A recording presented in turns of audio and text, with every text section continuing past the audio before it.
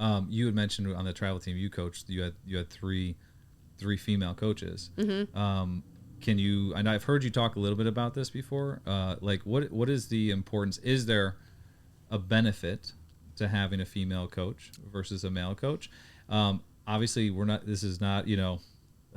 We're not painting with Right. with a broad brush here. But in general, are there actual unique benefits to having a female coach over having a male coach in softball? I think the benefit of having a female coach is they can relate to the girls. Now, I didn't have my first female coach until I was in high school, or I'm sorry, in college. And out of all the coaches I had, I would pick the male coaches.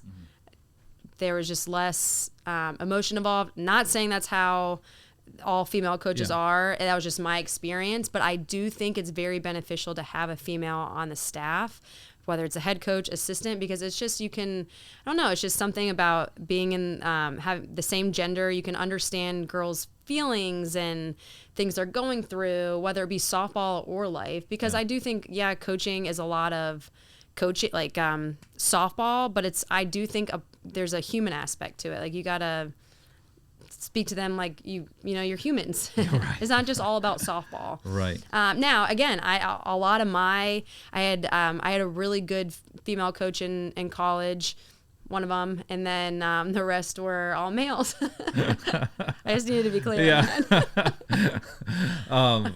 That's funny. I think that's good. And do you feel like more females are starting to get into coaching with softball now than even before? And I love that. I hear from a lot of people that it's like, oh, my daughter, I played 20 years ago. My daughter's getting into it. I'm afraid because there's not a lot of other female coaches. It's like, let's go. I love that. Yeah. And I love that dads are doing it as well. Like, I don't want to ever be like, we don't want men, we only want females.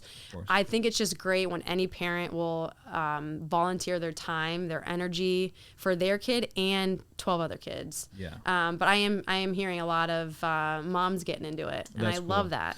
That's cool. Now, you having such a large voice kind of in the softball space, do you get pushback from male coaches on some of the stuff that you say?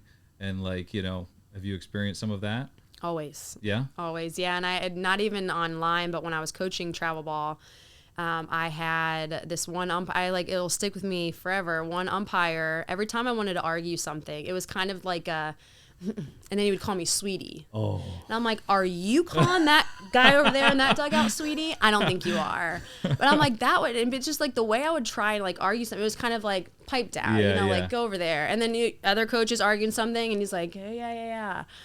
That would really fire me up. So I'm like, I know you didn't just call me sweetie. But yes, online all the time. Really? And I do. And I hate to say this because it just sounds so whiny. I do think I could say the same thing as a guy on a certain subject, but because I said it, I'm a female, there's just not as much credit. And maybe it's because it's a female in sports. Some guys don't like that, but all the time. Yeah. Yeah, and that's also probably just the nature of online too. Yeah. Right? Yeah, that is true. Right? Because when we were talking about this a little offline, I feel like any opinion anywhere about any topic in the sport always has this camp that is completely against whatever you just said. Yes. And it's probably magnified the fact that you're female and that the fact that has been mainly, I would say, male coaches in the sport leading up to whatever. Yeah. So it's probably, I think that's probably a real thing. And it's sad is probably not the right word, but I do. You get so much negative, and then I start to question myself, and I'm like, did I explain that wrong? And then so I'm texting my brother, my dad, my husband. They're all in baseball, and I'm like, here's what they're like, no, that's literally spot on. It's simple.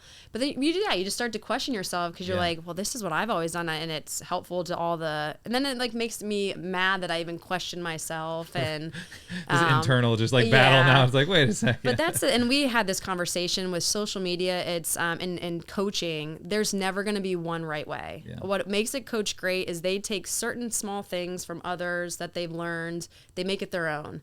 Every kid is different. There's a kid, we might have a kid who, and again, we talked about this, it's popping up everything. So, and I'm, as a coach, hey, I want you to hit this ball straight down. If we were to put that online, destroyed. Why would you ever teach that? And it's like, but what makes a coach great is they cater to that specific kid. And there's 95 million different ways to coach and do certain things. Yeah. So we can't, there's not one way. We don't need to yell at everyone because it's not, someone talked about it that wasn't your way. Yeah. Like, calm down. If you enjoyed that clip and you want to watch another one, click right here. And if you want to watch the full podcast, click right here. And don't forget to like and subscribe if you find this content valuable.